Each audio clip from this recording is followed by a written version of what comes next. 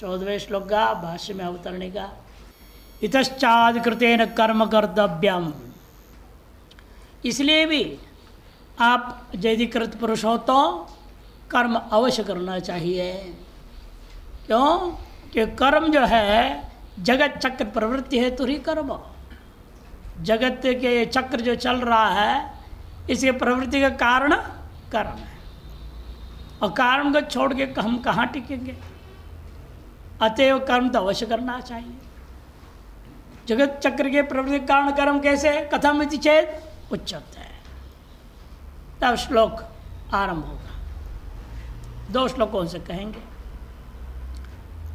मुच्यन्ते सर्वकिल विषय ही पूर्व में कहा गया है। इति नैष्कर्म्यं पुरुषाष्टुते इति कर्मणो मोक्ष हेतुत्वं प्रतिपादितम्। परंपरा कर्म भी मोक्ष का हेतु है, ये प्रतिपादन कर चुके हैं। अब जगत की स्थिति के लिए भी वास्तव में इस शरीर यात्रा भी न कह दिया था पहले। आपके शरीर का यात्रा भी बिना कर्म का नहीं हो सकता। इसमें क्योंकि कारण यह है कि जगत की स्थिति का कारण भी कर्म ही है। जगत स्थिति हेतु तम इदानीं निरूप्यते। अन्नाद् भवन्ति भूतानि पर्जन्यादन्न संभवः यज्ञाद् भवति पर्जन्यो यज्ञ कर्म समुद्भवः। अन्नाद् भवन्ति भूतानि पर्जन्यादन्न संभवः यज्ञाद् भवति पर्जन्यो यज्ञ कर्म समुद्भवः। अन्नाद् भवन्ति भूतानि, जितने भूत उत्पन्न हो रहे हैं ये सब अन्न से ही पैदा हो रहे हैं। प्रत्येक योनि में नर मादा विभाग है। नर मने आदमी, मादा मने स्त्री। ये दोनों खाएंगे पिएंगे और उनके अंदर वीर्य और रज बनेगा तो संबंध करेंगे तो संतान पैदा होगा। सभी योनियों का एक ही हाल है। अन्नाद् भवन्ति भूतानि, उसमें भी तरीका अलग अलग है थोड़ा। पेड़ पौधों में एक ही में हो जाता है, उसको अंग्रेजी में क्या बोलते हैं, सेल्फ पॉलिनेशन। और मनुष्य में क्रॉस पॉलिनेशन होता है। इतने अंतर है, इन वहाँ भी होना ही है। बिना रजवीरी मिले फल नहीं निकलने वाला। चाहे आम का फल हो, कोई फल लगना है, उसको सेल्फ पॉलिनेशन थियरी बोलते हैं अंग्रेजी में। स्वयं में एक ही पेड़ में दूसरा कोई औरत मादा पेड़ आएगी क्या? ये मर्द पेड़ है, मादा पेड़ आएगा, यूँ संबंध होंगे तब फल लगेंगे। ऐसे तो होता नहीं। और फूल लगते हैं, फूल के अंदर से वो ऐसी चीज़ बनती है और वो उसमें गिर जाता है, उसको फल बन जाता है। स्वयं में उसने उत्पत्ति का कारण बना लिया। और दूसरे से हो रहा है उसको क्रॉस पॉलिनेशन कह दिया अंग्रेजी में। ये नियम लौकिक जो है दृष्टिकोण में भी माना गया है। अतः बिना नर और मादा विभाग का और दोनों के द्वारा खाए पिए का रस के बिना जो है भूतों की उत्पत्ति नहीं होती है। और अन्न कैसे पैदा होगा? लेकिन पर्जन्यादन्न संभवः, पर्जन्य माने बादलों से, बारिश से अन्न संभव, अन्न उत्पन्न होता है। अरे बारिश किससे होगा? यज्ञाद् भवति पर्जन्य। वैदिक जो स्मार्थ है, श्रौत कर्म है, विहित कर्मों के करने से और अविहितों से बचने से ये वास्तव में हम वर्षा के कारण बन जाते हैं। और यज्ञ कैसे उत्पन्न हो गया? ऐसे कर्म समुद्भव। यज्ञ कैसे संपन्न होता है? याग कैसे हो जाएगा? अपने आप हवा में हो जाता है क्या? जब 10-20 ऋत्विक लगे हुए हैं, 5-6 लोग लगते हैं, जो भी है पंडित लोग लगते हैं, यजमान लगा रहता है, अपना क्रिया का लाभ करता है। वो कर्मों की वजह से सभी के कर्म मिल करके यज्ञ रूपी कर्म उत्पन्न हो जाता है। और जो कर्म कहाँ से उत्पन्न हो, अगले श्लोक बताएं। कौन सा ऋत्विक क्या करेगा, यजमान क्या करेगा, यजमान पत्नी क्या करेगी, है ना। वो कर्मकांड का विधि विधान, चाहे सामान्य पूजा हो, पंचोपचार पूजा, षोडशोपचार पूजा है कि नहीं, अलग दशोपचार पूजा, चाहे पूजा हो सामान्य से लेकर के लौकिक भोजन आदि की व्यवस्था भी सब में विधि है। आजकल पुस्तकें छपती हैं, और यूट्यूब में डाल दो सूजी का हलवा कैसे बनाना है, तुरंत आ जाएगा। अनेक विकल्प आ जाएंगे, हर चीज़ का आ जाता है। सबकी विधियाँ किसकी विधि नहीं है, हर चीज़ की विधि है। अतः कहते हैं विधियाँ कहाँ हुए, ये सब कहाँ है विधियाँ, तो वेद में, वो अगले श्लोक में बताएंगे। अन्नात् भुक्तात् लोहितरेत परिणतात् प्रत्यक्षम भवन्ति जायन्ते इति भूतानि। अन्नात् जो खाए पिए, भुक्तात् एक में लोहित रूप होता है, दूसरा रेत वीर्य हो जाता है, उससे परिणतात् परिणाम रूपेण प्रत्यक्ष हम लोग देख रहे हैं, भवन्ति जायन्ति इति भूतानि, जो उत्पन्न होते हैं, जो मनुष्य आदि सगल योनियों को लिया भूतानि। पर्जन्याद वृष्टे है अन्नस्य संभवो अन्न संभवा। पर्जन्याद बने वृष्टि, वर्षा से अन्न की उत्पत्ति होती है। और वह वर्षा कैसे उत्पन्न हो जाएगी, यज्ञात भवति पर्जन्य, यज्ञों से ही जो है पर्जन्य उत्पन्न होता है। अनेक प्रकार के यज्ञ हो रहे हैं। हाँ, भले ही हम हर एक हिंदू है या हर एक मुसलमान यज्ञ नहीं कर रहा, आप कहेंगे नहीं, वो अपने अपने हिसाब से कर रहे हैं। सभी के घर में आग जल ही रहा है, किसी के घर में आग नहीं जलता है। भोजन बनाने के लिए तो आग में जला देते हैं, नहीं जलाएंगे तो प्राणाग्निहोत्र कैसे करेगा कोई। यहाँ बैठा है ना, अग्नि मांगता है, ये लाओ वो लाओ, हलवा लाओ, पूड़ी लाओ, बनेगा नहीं तो कैसे होगा।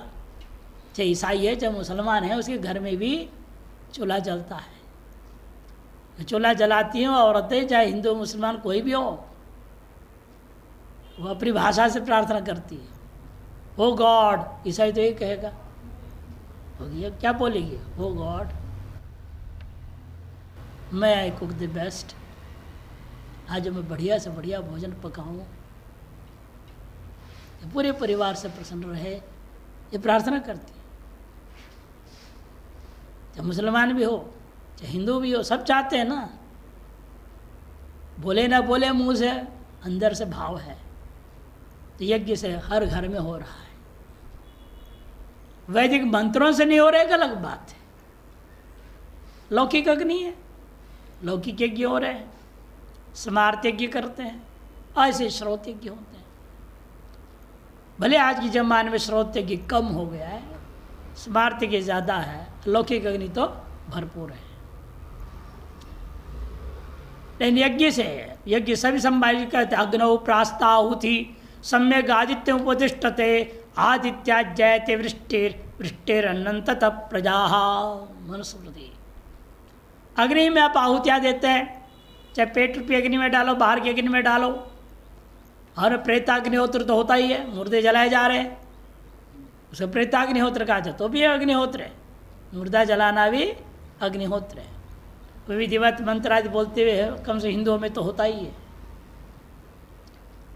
अग्नौ प्रास्ताहुति, अग्नि में डाले गए जो आहुतियाँ हैं, उसका रस स्वरूप कहाँ पहुँचता है, सम्यक आदित्य उपतिष्ठित है, आदित्य में पहुँचता है। उससे भी वर्णन आया उपनिषद में, शायद छांदोग्य में ही आया, टप्रदंडक में। ऋग्वेदीय मंत्र किस दिशा में जाके पुष्प रूपेण खड़े होते हैं, यजुर्वेदीय मंत्र, सब वेद के मंत्रों को अलग अलग दिशाओं में, से मंत्रों के माध्यम से वहाँ सूर्य का स्वरूप की सिद्धि वर्णन किया। इसे आदित्य उपतिष्ठित है, और आदित्यात, और आदित्य 12 महीने में किस महीने कितना बारिश करनी है, वो सब अपने हिसाब से वर्षा देते हैं। आदित्या जायते वृष्टि वृष्टिरन्नम तथा प्रजा, और उस सृष्टि से अन्न होगा, अन्न से प्रजा उत्पन्न होती थी, स्मृत है। से यज्ञो अपूर्वम सच यज्ञ कर्म संबद्ध। इसे यज्ञ क्या है, एक अपूर्व चीज़ है, विलक्षण क्रिया है, कर्म है वो। और वो कैसे संपन्न होगा, कर्म समुद्भ। कौन से कर्म से, ऋत्विक यजमान योश्च व्यापार कर्म। ऋत्विक और यजमान मिलकर के जो व्यवहार कर रहे हैं, उसी का नाम यहाँ कर्म शब्द से लेना। तथा समुद्भवो यस्य यज्ञस्य पूर्वस्य स यज्ञ कर्म शब्द, उससे उत्पन्न होता है जिस यज्ञ के स्वरूप, उस यज्ञ स्वरूप को कहते हैं हम कर्म समुद्भव, ये कहा जाता है। शंकरानंद टीका। अग्नौ प्रास्ताहुति सम्यक आदित्य उपतिष्ठते आदित्या जयते वृष्टिरन्नंतत प्रजाः मनुस्मृति इति स्मृत्युक्त प्रक्रियया यज्ञात् श्रोत्रियेण यथाशास्त्र निर्वर्तितात् पर्जन्य वृष्टिर्भवति। स्मृति में उक्त प्रक्रिया के अनुसार यज्ञ से, जो कैसा यज्ञ, श्रोत्रियेण यथाशास्त्र निर्वर्तितात्, श्रोत्रिय जो ब्राह्मण क्षेत्र वैश्य आदि जो शास्त्र में जिस प्रकार से वर्णन किया गया है उसी प्रकार जब संपादन करते हैं, निष्पादन कर देते हैं, तब उससे पर्जन्यो वृष्टिर्भवति, पर्जन्य में वृष्टि वर्षा होती है। पर्जन्यात् व्रीहि अवादि रूपस्य अन्नस्य संभव, और पर्जन्य से वर्षा से व्रीहि अवादि रूपा अन्न उत्पन्न होता है। संभव में उत्पत्ति भवती। अन्नात् स्त्री पुंसाभ्याम भुक्तात्, स्त्री और पुरुष के द्वारा खाए हुए अन्न से शुक्र शोणित रूपेण, शुक्र शोणित रूपेण परिणतात्, परिणत हुआ है जो वह अन्न भूतानि प्राणिनो भवन्ति, उससे जो है भूत बने सकल प्राणी उत्पन्न होते हैं। जायन्ते इत्यर्थः। जातानि अन्येनैव जीवन्ति च, एक बार उत्पन्न हुए तो अन्न से ही बाद में आजीवन खाते ही रहना पड़ेगा।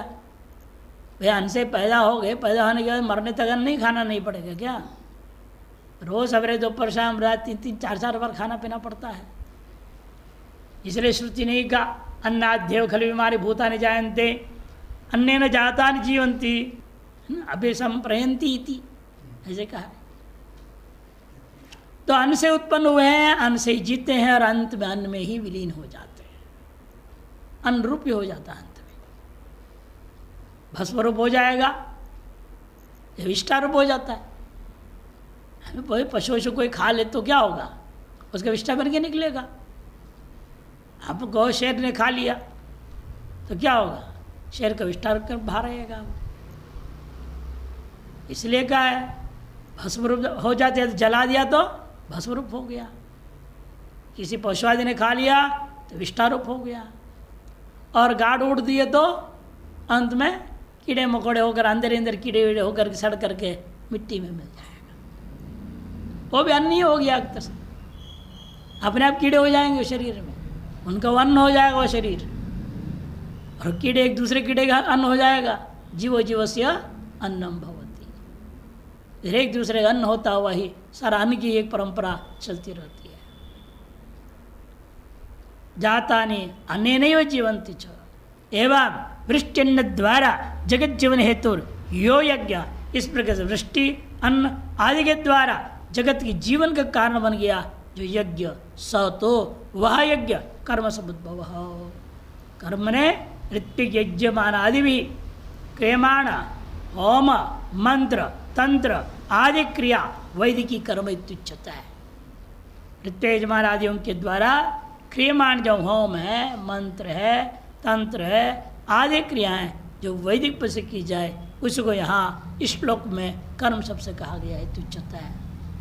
तस्मात् सम्यक उद्भव यस्य स कर्म समुद्भव, तार से कर्म से सम्यक प्रकार उत्पन्न हुआ है जो उसका नाम कर्म समुद्ध, अर्थात अपूर्व लक्षणों यज्ञ, अपूर्व नाम से कहा जाए जो यज्ञ विशेष हो। एक पॉइंट में इतना ही कह रहे हैं, अन्नाध्येव कलिमानी भूतानि जयंती श्रुति ही। पर्जन्य का व्युत्पत्ति दिखाया, परवस्तु उत्पन्न होता है जिससे, उसका नाम पर्जन्य। परवस्तु क्या है, सस्यादि ही, परह माने सस्यादि, जननात् उत्पन्न होने से जिस उत्पन्न हो रहा है उसका नाम पर्जन्यो, मेघ संतिरित्यर्थः। यहाँ पर था तो अदंते पर हलंत कैसे हो गया, कहते पर शब्द से आकार लोप, आकार लोप हो गया, पर्जन्य बन गया। आकार लोप कैसे हुआ, प्रशोदरादि आकृति गणत्वाद, प्रशोदरादि नीच सूत्र है, वह सूत्र के द्वारा आकृतिगण होने के नाते इस तरह से लोप हो जाता है। जैसा इस सूत्र में ये पहला शब्द जो है वही बता रहा है, प्रशत उदरम यस्य इति, प्रशोदर तक लोप कर दिया। तगलोप किया तब प्रशा के शकार का कार उदर के उकार के साथ गुण हो जाता है प्रशोदर। इधर कहीं आप कोई अक्षर विशेष का बिना कोई विधि के कहीं आगम करना हो, कहीं लोप करना हो, कोई इस तरह विशेष कार्य करना हो, ऐसे शब्द यदि लोक में प्रयोग हो रहा है जिसके लिए कोई सूत्र नहीं है, उन सब शब्दों को हम लोग इसमें ले लेते हैं। समास इस पर मयूर वंश का आदि बेस्चा एक सूत्र है, जितने उठपटांग समास है उसमें डाल दो। इस तरह से बनाया गया कि कितने सूत्र बनाए थे, एक एक शब्द के लिए सूत्र कहाँ से बनाएंगे। अभी 4000 सूत्र से हालत खराब है लोगों की, तो लाखों सूत्र बन जाता फिर तो। इसलिए उन्होंने ऐसे गण बना दिए हैं और आकृति गणोयम ऐसा कर दिया। शकंदवाद भी क्या है, आकृति गणोयम, ये सब आकृति गण बनाने पड़े। यहाँ इसके जैसे जितने यहाँ गिनाए गए इसके जैसे जो जो भी और भी मिलेगा वो सब इसी में मान लें। सन्म आकृत्या गण्यते इति आकृति गण। तच्चा, और वो जो कर्म है वह कर्म भी किससे उत्पन्न हुआ।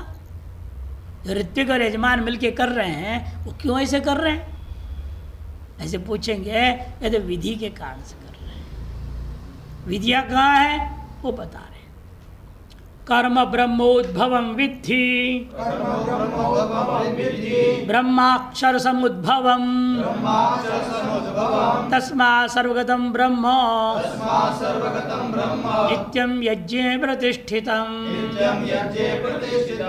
कर्म ब्रह्मोद्भवम विद्धि ब्रह्माक्षर समुद्भवम तस्मा सर्वगतम ब्रह्म नित्यं यज्ञे प्रतिष्ठितम्। वह कर्म जो विधि विधान है ये सब वेद में उत्पन्न है। ब्रह्म मने वेद, वेद से उद्भवम ऐसे जानो।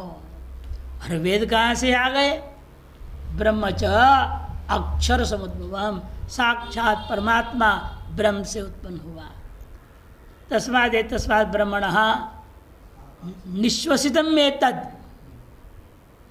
उस ब्रह्म के ही अक्षर से ही निश्वास के समान निकल आया। अद्यत ऋग्वेदो यजुर्वेदो अथर्व सामवेदो अथर्वेदो इतिहास पुराणानि इत्यादि मंत्र दिया है नीचे। उसके निश्वास के समान अस्य महत्वभूत निश्चित में तद्यत ऋग्वेद यजुर्वेद इत्यादि शंकरानंद में दिया है। महत्भूत व्यापक ब्रह्म है, आत्मा है, परमात्मा है, उसी की बिना कोई प्रयास का बताने के लिए वेद निर्माण करने कोई प्रयास भगवान को करना नहीं पड़, परमात्मा को निश्वास के समान। जैसे आपके निश्वास के लिए श्वास चल रहा है, कोई प्रयत्न करना पड़ता है आपको, स्वतः ही चलते रहता है। वैसे ही लोक जब सृष्टि उत्पन्न हुई स्वतः ही लोक कल्याण के लिए वेद उनके मुंह से निकल पड़ा। उसको कहते हैं इस प्रकार से, इसलिए कहा ब्रह्म, वह जो ब्रह्म ने वेद वह भी अक्षर उस आत्मा ब्रह्म तत्व से ही उद्भव। इस प्रकार तस्मात् सर्वदम ब्रह्म, हमेशा कारण कहाँ है, कार्य में व्याप्त रहेगा। ये कार्य अपने कारण को छोड़कर रह नहीं सकता। जब कार्य के कण कण में भी कारण व्याप्त है। घट का कण कण क्या है, मिट्टी है। मृतिका इत्येव सत्यम वाचारमणम विकारुणावधेम, इसलिए कहा गया। अतएव जब परमात्मा ही वास्तव में वेद को उत्पन्न किया, मैंने वेद परमात्मा का कार्य हो गया और वेदों से आपका यज्ञ हो रहा है। अतएव सारे ऋत्विकों का कर्म उसे निष्पन्न यज्ञ ये सब में कारणभूता ब्रह्म व्याप्त रहेगा। इसलिए कह दिया नित्यम, इसलिए वह जो सर्वगत ब्रह्म है यज्ञ में नित्य ही प्रतिष्ठित है। कर्म ब्रह्मोद्भवम, ब्रह्म मने वेद, उसी से उत्पन्न है। स उद्भव मने कारणम यस्य इति ब्रह्मोद्भव समास है। तत् अन्य पदार्थ कौन है, कहते कर्म मने विधि, विधि निषेध पूरा आ गया। ब्रह्मोद्भवम विद्धि जानी ही, ब्रह्म पुनः वेदाख्य जो है ब्रह्म है वो किससे उत्पन्न हुआ, अक्षर समुद्भवम। अक्षर मने ब्रह्म परमात्मा, समुद्भव यस्य तत् अक्षर समुद्भवम ब्रह्म वेद इत्यर्थः। अक्षर मने ब्रह्म तत्व परमात्मा तत्व, वही है समुद्भव, अभिव्यक्ति का कारण, जिसका उस तत्व का नाम जो है अक्षर समुद्भवम। कौन है वो? वेद ब्रह्म।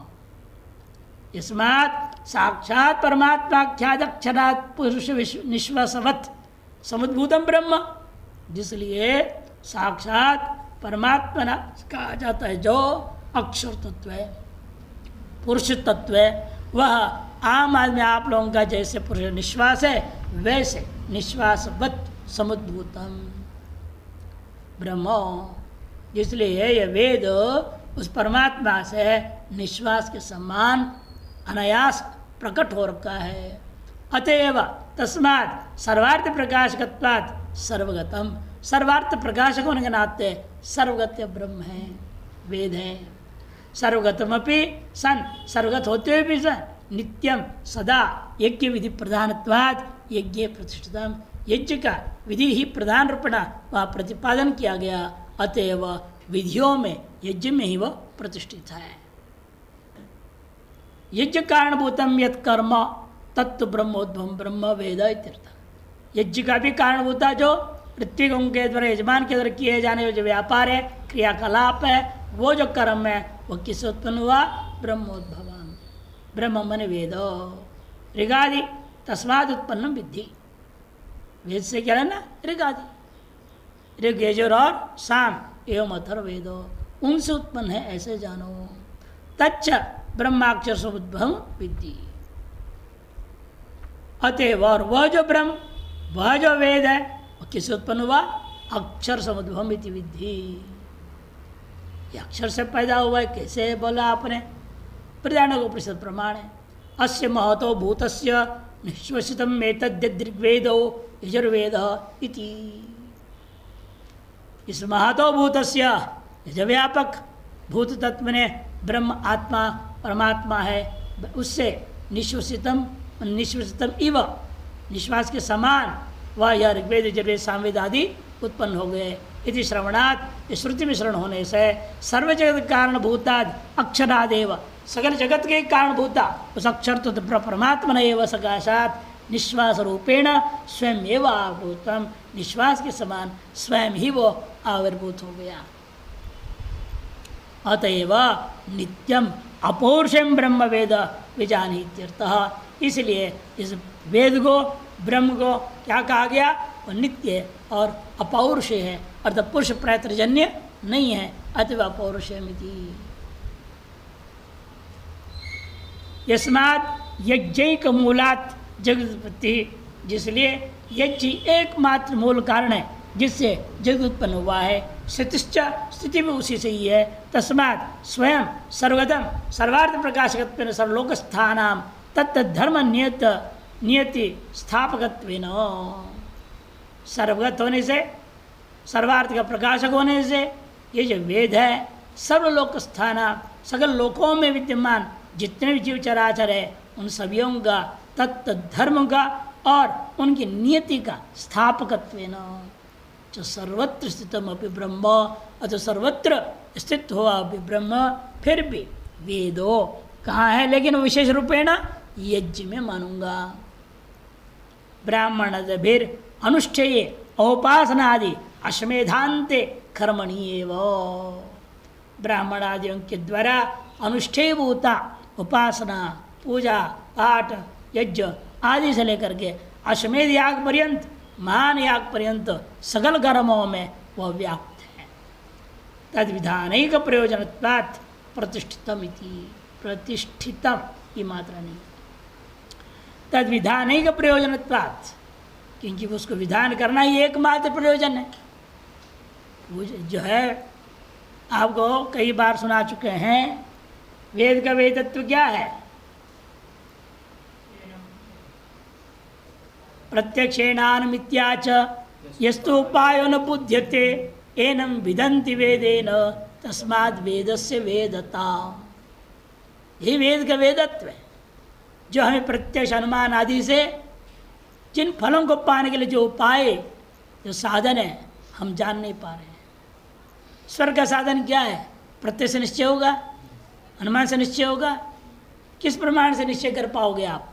वो किसी भी प्रमाण से निश्चय नहीं हो सकता, बिना वेद ही एकमात्र है जो उपाय का वर्णन कर देता है। प्रत्यक्षेण अनुमित्या च से अन्य प्रमाण को लेना, अभी सकल प्रमाणों के किसी भी प्रमाण के अंदर वास्तव में यस्तु उपाय न बुध्यते, जिन फलों को उपाय आदि हम नहीं जान पाते हैं, साधन को हम नहीं जान पाते हैं, उन साधनों का विधान यह वेद करता है। इसे यही वेद की वेदत्व है, सर्वज्ञत्व है। वेद मन ज्ञान, वेद ज्ञान धातु, इसलिए कहते यही वेद का विद्य इस उपाय एनम विदंति वेदेना, उस उपाय को हम वेदों से जान पाते हैं। अतएव यहाँ भी इसलिए कहा तद विधानिक प्रयोजनत्वात्, इन सभी कर्मों का पूजा पाठ आदि हर क्या उपासना आदि का विधानी करना एकमात्र प्रयोजन है जिसका, ऐसा यह वेद है। इसलिए यह वेद यज्ञ में प्रतिष्ठितम नित्यम नियमेन स्थितम भवति, नियमित स्थित समझो। वर्ण आश्रमणाम कर्तव्य कर्माणि वेद एवं विदधाति इत्यर्थ, कि वर्ण और आश्रम में जो अपने आप को मानने वाले लोगों का कर्तव्य रूपेण सकल कर्मों का वर्णन विधान एकमात्र वेद ही करता है। वेद एवं विदधाति इत्यर्थः। टिप्पणी में वेद एव धर्मे प्रमाणम, वेद ही है एकमात्र शास्त्र जो धर्म में प्रमाण है। और धर्मश्च कर्म, और धर्म का नाम ही अपूर्व है, कर्म है। और कर्म क्या है? यागादि एवं धर्म इत्युक्तत्वात्, यागादि का नाम ही धर्म कहा गया, से यागादि कर्म ही धर्म है। और उस धर्म में प्रमाण एकमात्र वेद पुरुष है। साक्षात परमेश्वराद आयत्तत्वात्, आयत्तत्वात् मिलाना है। साक्षात परमेश्वर से आया हुआ होने से पुरुषकृत निमित्तक सर्व दोष रहित, पुरुषकृति निमित्तक जो दोष होते हैं, हाँ, वो सर्व दोष से रहित है। कि पुरुष जो भी निर्माण करे, कोई भी लिखेगा, कुछ भी लिखेगा, बिना पक्षपात का लिख ही नहीं सकता। बड़े बड़े संतों को देखा गया, अपने संप्रदाय के अनुसार लिख देंगे, घुसा देंगे कहीं ना कहीं अपनी बात को। राम सुखदास जी ने साधक संजीवनी एक पुस्तक लिखी, गीता पर टीका। कई जगह वो आचार्य शंकर के विरुद्ध में बोल रहे हैं, भाष्य विरुद्ध। कई महात्माओं ने विरोध किया, ये आपको लोग प्रामाणिक मानते हैं, गीता प्रसार आपके हर पुस्तक लोग खरीदते हैं, और आप ऐसे लिख दिए हो, तो उन्होंने कहा क्या मैं तो अपने संप्रदाय अनुसार नहीं लिखूंगा? ये बात देखिए, निष्पक्ष भाव से वो भी नहीं लिख पाए, इतने विरक्त महात्मा थे।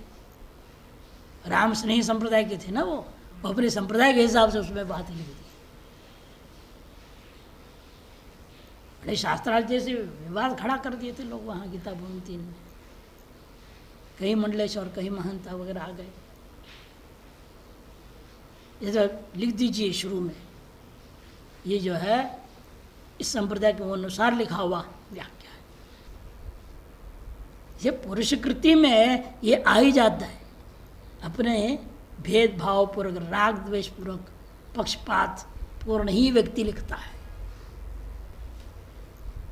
इसीलिए पुरुषकृत दोष नहीं है कहाँ? एकमात्र वेद में, क्योंकि पुरुषकृत है ही नहीं, आत्मा स्वतः अभिव्यक्त हो गया लोक कल्याणार्थ। इसका नाम अपौरुषेय कहा जाता है। वेद क्या है? अपौरुष। पौरुषेय ग्रंथों में पुरुष में कृत निमित्तक जो सर्वदोष है रहित उसमें। अतएव वेदस्य नित्यत्वम विभुत्वंच दर्शितम, ईश्वर वेद के नित्यत्व और विभुत्व भी इस वजह से दर्शा दिया गया। उद्यमस्ता सदा लक्ष्मीर इति वत्, दूर छप गया, इति वद यज्ञ ब्रह्म पृष्ठमित्युक्तम, जैसे कह दिया उद्यमस्थ पुरुष में ही लक्ष्मी का वास है। उद्यमस्था सदा लक्ष्मी, उसी प्रकार से हम कह दे रहे हैं यज्ञ ब्रह्म प्रतिष्ठिता इत्युक्तम, अर्थात समझा रहे उपाय भूतेन उद्यमेन यथा लक्ष्मी ही प्राप्यते, उपाय भूता उद्यम से ही लक्ष्मी की प्राप्ति होती है। तथा उपायभूत यज्ञ न ब्रह्म अधिगम्यते, उपायभूत यज्ञ के द्वारा ही वेद को हम जान पाते हैं। सर्वगतस्य प्राप्तौ यज्ञ उपादरित भाव, सर्वगत की प्राप्ति में भी वास्तव में यज्ञ एक साधन है, एक उपाधि है, ये कहने के अभिप्राय है। अब निष्कर्ष दे रहे, जो व्यक्ति एतादृश परंपरा को, वैदिक विधि विधान को स्वीकार करके चलता नहीं है, वो व्यक्ति क्या होता है वो वर्णन करें। एवं प्रवर्तितं चक्रम नानुवर्तयति हयः अघायुरिन्द्रियारामो मोघं पार्थ स जीवति। एवं प्रवर्तितं चक्रम नानुवर्तयति हयः अघायुरिन्द्रियारामो मोघं पार्थ स जीवति। इस प्रकार से प्रवर्तित इस जगत चक्र, संसार चक्र को जो व्यक्ति यह इस लोक में जन्म लेकर के जो व्यक्ति नानुवर्त इसका अनुवर्तन नहीं करता, इसका पालन नहीं करता, अनुपालन नहीं करता, निश्चित रूपेण अघायो, उसे सारा जीवन पापमय हो रहा है। अघमने पाप, अगमने पाप, पापमय उसका आयु जीवन चल रहा है, क्योंकि वह श्रुति स्मृतियों में कहे हुए विधि के अनुसार जीवन नहीं चला रहा है, का मतलब वह इंद्रियाराम है, महाभोगी है, इंद्रिय विषय लंपट रहता है वो, इसे उसका विधि विधान पसंद नहीं है। विधि विधान वही मानेगा ना जो अपने इंद्रियों को संयम में रखने को हिम्मत रखता है। विधि के सारे संप्रदाय विधि विधान रहित क्यों हो गए? कलयुग के कारण से सारे संप्रदाय विधि विधान से रहित हो गए। कोई वेद को मानने को तैयार नहीं, कोई वर्णाश्रम व्यवस्था को मानने को तैयार नहीं। इसीलिए वर्णाश्रम व्यवस्था के बिना वेदों का अनुपालन संभव ही नहीं है। वेद का मतलब भी है वर्णाश्रम व्यवस्था को स्वीकार करना, और जिसके लिए जो वर्णन किया उसका अनुष्ठान करो। जब हम इसके खिलाफ चल रहे हैं, हम वैदिक कैसे अपने आप को कहेंगे, सनातनी कैसे कह सकते हैं? कि नाम से, जन्म से, जाति से बोल रहे लोग अपने आप को सनातनी, वास्तव में नहीं हो सकती, क्योंकि सारा जीवन कैसे जा रहा है? इंद्रियारामो, इंद्रियों में का ही विषयों में सम्यक प्रकार समन्तात रमण करने का स्वभाव है उन लोगों का। व्यर्थ ही वे जीवन व्यतीत, ये पार्थ स मोघमेव जीवति, मोघम माने व्यर्थमेव जीवति, व्यर्थ जीवन व्यतीत कर रहे हैं। देखिए इसका भाष्य, एवमिति, एवं माने इत्थम, इस प्रकार से ईश्वरेण शुद्ध ब्रह्म के द्वारा ही, निर्गुण निराकार ब्रह्म से ही जगत उत्पत्ति अनंतर स्वतः प्रकट वेद है। ये वेद यज्ञ पूर्वकम जगत चक्र प्रवर्तितम, उस ईश्वर के द्वारा, वेद द्वारा, यज्ञ के माध्यम से इस जगत चक्र प्रवर्तित किया गया है। उसको ना अनुवर्तयति लोके, यह मने लोके, इस लोक में जन्म हुआ यह जो कोई व्यक्ति, कौन व्यक्ति? कर्मणि अधिकृत सन, कर्म में अधिकृत होकर के इनका पालन नहीं करता, वह निश्चित रूपेण अघाय हो, अघाय मने अघम पापम आयु जीवनम यस्य, पापमय है जीवन जिसका, उसे कहते सो अघायो पाप जीवन इति यावत्। ऐसा कैसे जी रहा है वो? कहते क्योंकि वह इंद्रिय आराम आरमणम आक्रीड़ा विशेष यस्य स इंद्रियाराम, क्योंकि वह इंद्रियों के द्वारा पूर्णतया रमण कर रहा है, खेल खेल रहा है, मौज मस्ती कर रहा है, इंद्रियों के विषयों में ही लगा हुआ है। ऐसा जो होता है उसको कहते हैं हम इंद्रियारामो। अमोघम वृथा माने व्यर्थ ही है उसका जीवन, हे पार्थ सजीवती। इसलिए तुम्हारे जीवन ऐसा न हो, से तुम्हें अपने वेद को अपने वैदिक सिद्धांतों को समझते हुए वर्णाश्रम अनुसारेण अपने आप को ढालना चाहिए। तस्मात् अज्ञेन, यदि आप अज्ञानी हैं, ब्रह्मज्ञानी नहीं है, तो अधिकृतेन, आप अधिकृत फिर कर्म है, तो कर्तव्यमेव कर्म इति प्रकरणार्थ। इसलिए आपके द्वारा कर्म कर्तव्य ही है, यही संपूर्ण प्रकरण का निचोड़ है। प्रत्येगात्म ज्ञान निष्ठा योग्यता प्राप्त है, यह भी क्यों करना पड़ता है? कोई स्वर्ग आदि फल पाने के लिए नहीं, प्रत्येगात्म ज्ञान में निष्ठा की योग्यता पाने के लिए। हम योग्य कैसे होंगे ब्रह्म ज्ञान के प्रति? योग्यता के बिना कोई काम नहीं होता। पूरे संसार में कोई भी काम करना आपकी योग्यता का प्रश्न उठाया जाएगा। आजकल योग्यता क्या है? कागजों को दिखा देते हैं, देखो हम बी किए हैं, MBBS किए हैं, ये है वो है, कागज दिखाते हैं, उसके आधार पर योग्यता तय हो जाता है। कई बार देखते हैं उस योग्यता के आधार पर नौकरी दे देते हैं कंपनी वाले, लेकिन सब फ्रॉड रहता है। जो कागज योग्यता ही नहीं, काम नहीं कर पाता है, उसमें निकालना पड़ता है। कई बार सरकारी इसमें भी ऐसे हो जाते हैं, पता लग जाता है बाद में, तो उसको नौकरी से निकाल देते हैं। बिना योग्यता का कोई कर्म नहीं होता। आपको जीना है तो कुछ न योग्यता पाना पड़ेगा। और कोई योग्यता, सड़क पे खड़े हो जाओ, कार पोछना शुरू कर दो, मांगो पैसे, उसकी भी तो योग्यता होनी चाहिए, ढंग से पोछना आना चाहिए, मांगने की तरीका भी होना चाहिए। हर चीज़ में योग्यता के बिना नहीं होगा। हर चीज़ का प्रशिक्षण दिया जाता है। माता पिता देते हैं कुछ हद तक, कुछ हद बाद में किसी को गुरु बनाना पड़ता है, उस्ताद बोलते हैं ना, उस्ताद बनाते हैं, वो सिखाता है, टायर पंक्चर लगाना सिखाता है ना। हर चीज़ में देखो, हर क्षेत्र में आपको देखने को मिलेगा।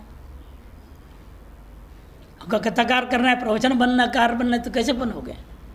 किसी दूसरे कथाकार के पास रहना पड़ेगा, तो शास्त्र पढ़ने पड़ेंगे, योग्यता प्राप्त करेंगे तब ना होगा। एक समय ऐसे हो गया था मुंबई शहर में, हर एक महात्मा जाते थे, मैं भी बोलूँगा प्रवचन। फिर वहाँ अंत में निर्णय उन लोगों ने लिया, भाई वेदांत आचार्य का परीक्षा का है कागज सर्टिफिकेट, तो हम तुमको देंगे, बोलेंगे नहीं तो जाओ बोलते थे। तब महात्मा लोग सब लग गए, अब तो हमें परीक्षा देना पड़ेगा, नहीं तो प्रवचन देख करने नहीं देंगे। इसे योग्यता या तो अपनी क्षमता सामर्थ्य अनादिकालीन परंपरा से आप अध्ययन किए, अनेक जन्मों से प्राप्त विद्या आदि है, वो स्वतः लोग प्रभावित हो जाएंगे। आपको जाने की थोड़ी जरूरत है, बुलाएंगे लोग आप। जहाँ गुड़ है वो कहते ना मक्खी अपने आप आ जाएगा। मक्खी को किसी ने निमंत्रण भेजा है क्या? गुड़ ने, मेरे पास आ जाओ, वो स्वतः ही आते हैं। आप ज्ञानवान पुरुष जहाँ भी बैठेंगे, आपके ज्ञान के प्रभाव स्वयं लोग आएंगे। लेकिन वो योग्यता आपको ज्ञान का प्राप्त करना पड़ेगा। वो योग्यता कैसे मिलेगी? बिना कर्म और उपासना का नहीं हो सकता। वो यहाँ कह रहे हैं, वो जो प्रत्येगात्म ज्ञान है आपका, उसकी योग्यता प्रत्येगात्म ज्ञान निष्ठा की योग्यता का प्राप्त है। तादर्थेन कर्मयोगानुष्ठानम अधिकृतेन अनात्मज्ञान कर्तव्यमेव इत्येतत्। उसके लिए ही कर्मयोग का अनुष्ठान अधिकृत पुरुष के द्वारा, अनात्मज्ञ के द्वारा अवश्य करना चाहिए, यह तात्पर्य है। न कर्मणा अनारंभात् इत्यतारभ्य शरीरातरापिचते न प्रसिद्धेद्य कर्मण इत्यमन्तेन प्रतिपाद्य। यहाँ तक सब जो श्लोकों के द्वारा इसी बात का अनेक प्रकार से प्रतिपादन किया गया है। यज्ञार्थात् कर्मणो अन्यत्र इत्यादि न मोघम से पार्थ जीवति। यहाँ तक के इत्यमन्तेनापि ग्रंथेन प्रासंगिकम अधिकृतस्य अनात्मविध कर्मानुष्ठाने बहुकारणमुक्तम तदा करणे च दोष संकीर्तनं कृतम।